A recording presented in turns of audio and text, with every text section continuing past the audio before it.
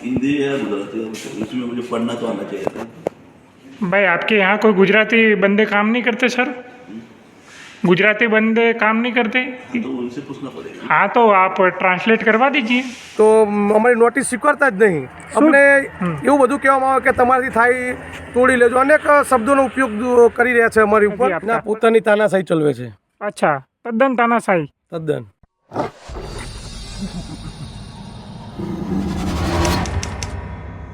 નમસ્કાર, ક્રાંતિ માર્ગથી હું વિમિત કુમાર. સાથીઓ, અમદાવાદ જિલ્લાના માંડલ તાલુકાના દાલોદ ગ્રામ પંચાયત વિસ્તારમાં એક કંપની આવેલી છે. એ કંપનીનું નામ છે MGRS metal processor private limited.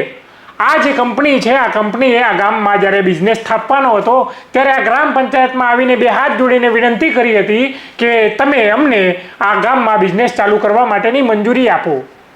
અને એને ફાયદા પણ બતાવ્યા હતા કે જો તમે મંજૂરી આપશો તો અમારા દ્વારા મળેલા પ્રોફેશનલ ટેક્સના રૂપિયેથી તમારા ગામનો વિકાસ કરી શકશો. અમે તમને રોજગારી આપીશું. આવા લોભ લાલચ અને વચનોમાં આવીને અને ક્યાંય આ ગામના ગ્રામ પંચાયત એવું વિચાર્યું હશે કદાચ આ કંપની આવવાથી અમારા ગામના લોકોનો ફાયદો થશે, તો એવું વિચારીને આ કંપનીને મંજૂરી આપી દીધી ધંધો ચાલુ કરવા માટે. ત્યારબાદ એમને બાંધકામ રજા ચિઠ્ઠી પણ આપી કે તમે આ ધંધો ચાલુ કરવા માટે બાંધકામ પણ કરી શકો છો. તો એ આખી પ્રોસેસ પૂરી થઈ ગઈ અને એના 3 વર્ષ થઈ ગયા. બિઝનેસ ધમધોકાર ચાલુ છે એ કંપનીનો MGRS metal processor private limited. ધમધોકાર ધમધમે છે ત્યાં એ કંપની. અને હવે એ કંપની હાથ અદ્ધર કરી દીધા છે. આ કંપની હવે ટેક્સ ભરતી નથી. 3 વર્ષથી પ્રોફેશનલ ટેક્સ ભરતી નથી. એ ગ્રામ પંચાયતનો અધિકાર છે ટેક્સ વસૂલાત કરવાનો અને કંપનીની જવાબદારી બને છે કે સમયસર ટેક્સ ગ્રામ પંચાયતમાં આવીને ભરી જાય. પણ હજુ સુધી એ ટેક્સ ન ભરી અને એના કારણે ગ્રામ પંચાયતે હવે એમને નોટિસ પાઠવી છે કે શા માટે તમે 3 વર્ષથી ટેક્સ જ ભરતા નથી. તો એ નોટિસનો અસ્વીકાર કરે છે. અમે ત્યાં ગયા અને જાણ્યું કે શા માટે આ લોકો અસ્વીકાર કરે છે. તો અમારી નજર સમક્ષ જ્યારે આ ગ્રામ પંચાયતના સરપંચે એમને નોટિસ પાઠવી તો એ અધિકારીએ કહ્યું કે અમે એનો અસ્વીકાર કરીએ છીએ કારણ કે ગુજરાતી વાંચતા નથી આવડતું. તમે તો ગુજરાતીમાં નોટિસ લઈને આવ્યા છો. તો ભાઈ, તમને જ્યારે કંપની સ્થાપવા માટેની મંજૂરી આપી એ પણ ગુજરાતીમાં જ ઠરાવ પસાર કર્યો તો આ પંચાયતે. તો શા માટે તમે આ ધંધો ચાલુ કર્યો? ગુજરાતી વાંચતા નહોતું આવડતું તો? જ્યારે તમને બાંધકામ રજા ચિઠ્ઠી આપી એ પણ ગુજરાતીમાં જ હતી. તો શા માટે તમે બાંધકામ કર્યું ભાઈ? તમને ગુજરાતી નથી આવડતું તો? અને હવે તમે બહાના બતાવો છો કે ગુજરાતી નથી આવડતું એટલે નોટિસનો અસ્વીકાર કરીએ છીએ.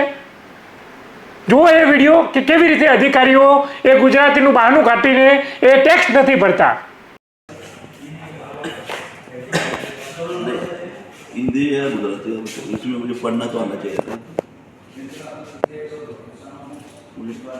मुझे क्या लिखा है वही पता नहीं था, कैसे साइन करो। भाई आपके यहाँ कोई गुजराती बंदे काम नहीं करते सर? गुजराती बंदे काम नहीं करते? तो उनसे पूछना पड़ेगा। हाँ तो आप ट्रांसलेट करवा दीजिए। अब तो अभी डायरेक्ट साइन कैसे करूँ? અમે સરપંચને પૂછ્યું તો સરપંચ પણ અમને કહે છે કે અમે નોટિસ આપીએ તો એનો અસ્વીકાર કરે છે. એ ટેક્સ નહીં ભરવાના બહાના બતાવે છે, અમારી સાથે ગેરવર્તણૂક કરે છે અને કહે છે કે જે થાય એ તોડી લો. આટલી હિંમત આ કંપનીને કેવી રીતે આવી હશે? મારું નામ કિશનભાઈ સેંધવ છે. હાલ હું દાલોદ ગ્રામ પંચાયતમાં સરપંચ તરીકે ફરજ બજાવું છું. મારા ગામમાં MGRS કંપની આવેલી છે કુણપુર દાલોદ રોડ વચ્ચે. તો અગાઉ પણ અમે મૌખિક રજૂઆતો કરેલી છે અને પછી એક લેખિત રજૂઆત કરી. પ્રથમ નોટિસ અમે આપી 31/7/2024ના રોજ અને આજે અમે નોટિસ આપી છે 14/8/2024ના રોજ બીજી નોટિસ.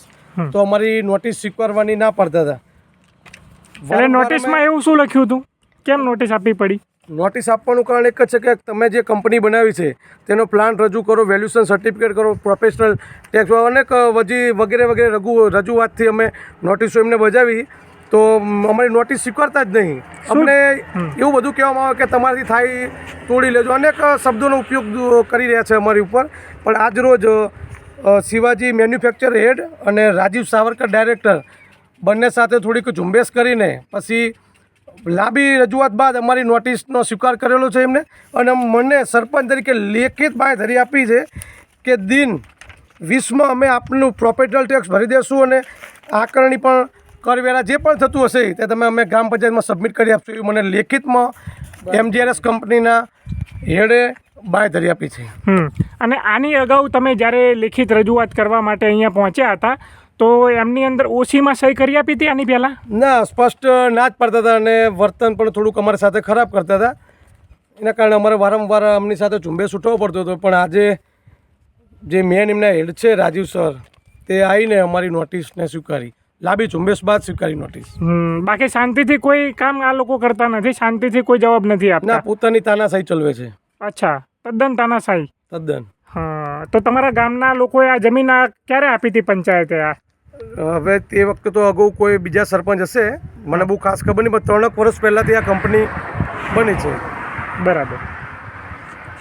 આ કયા લેવલનું એમની સાથે કોઈ અધિકારી સાથે સાંઠગાંઠ હશે? કયા લેવલનું એમની સાથે કોઈ નેતાઓ સાથે એમનું ઓળખાણ હશે? ત્યારે જ કદાચ આવા જે નાની એવી ગ્રામ પંચાયતને અવગણના કરાતી હશે, નાના એવા ગ્રામ પંચાયતના સરપંચની અવગણના કરાતી હશે, કોઈ અધિકારીની અવગણના કરાતી હશે. એટલે કદાચ આ ટેક્સ ન ભરવાની હિંમત આ કંપનીને મળતી હશે. 1 વર્ષનો ટેક્સ નથી, 2 વર્ષનો ટેક્સ નથી, 3 વર્ષનો ટેક્સ આ ગ્રામ પંચાયતને ભર્યો જ નથી આ કંપનીએ. તો આ કંપની ઉપર કોઈ ઇન્કમ ટેક્સની રેડ પણ પડતી નથી. જુઓ, વિચારો, આ વિચારવાનો વિષય છે કે ગ્રામ્ય વિસ્તારની અંદર આવેલી કંપની કેવી રીતે પોતાની મનમાની કરી રહી છે. અમે ગયા પછી એમને નોટિસનો સ્વીકાર કર્યો મીડિયાવાળાને જોયા ત્યારે, અને ત્યારબાદ બહુ મહેનત મશક્કત કરીને સમજાવીને અમે તેમની પાસે જઈને રિસીવ કોપી મેળવી અને એમને લેખિતમાં લખી આપ્યું કે હા, અમે તમને ટેક્સ નથી ભર્યો, એનું કારણ છે કે અમારી પાસે બેંક એકાઉન્ટ જ નથી. વિચારો, પાછું આવું નવું બહાનું બતાવ્યું કે તમે અમને બેંક એકાઉન્ટ આપો ત્યારે અમે તમે ટેક્સ ભરીશું. તો 3 વર્ષથી તમે શું કરતા હતા ભાઈ? બેંક એકાઉન્ટ નહોતું તો માગી ના શકો તમે ગ્રામ પંચાયતમાં જઈને કે તમારું બેંક એકાઉન્ટ આપો? આવા બહાના બતાવવાના ટેક્સ નહીં ભરવાના. એક ગુજરાતી નથી આવડતું, બેંક એકાઉન્ટ નથી, આવા 42 બહાનાઓ બતાવીને ટેક્સ નથી ભરતા. તો ગ્રામ્ય વિસ્તારની આવી હાલત છે. અને ગાંધીજીનું કહેવું હતું, જો મારું ચાલે તો આખા ભારતને ગ્રામ્ય વિસ્તારની અંદર વિભાજિત કરી નાખું, આખા ભારતને ગામડાઓમાં વિભાજિત કરી નાખું. જો ગાંધીજીનું ચાલ્યું હોત તો તમામ ગામોની શું પરિસ્થિતિ હોત આ વિડીયો ઉપરથી તમને ખબર પડી જઈ હશે. અને સરકારને વિનંતી કરીએ છીએ કે આ ગ્રામ પંચાયતને તમે મદદ કરો, ટેક્સ ભરાવો, આ કંપની પાસેથી વસૂલાત કરવા માટે એને મજબૂર કરો, કંપની પાસેથી ટેક્સ મેળવો અને ગ્રામ પંચાયતને આ ટેક્સ આપો. એ ટેક્સના રૂપિયાથી ગ્રામના લોકોનો વિકાસ કરી શકશે આ ગ્રામ પંચાયત. બાકી જોતા રહો ક્રાંતિ માર્ગ ઇન્કલાબ જિંદાબાદ.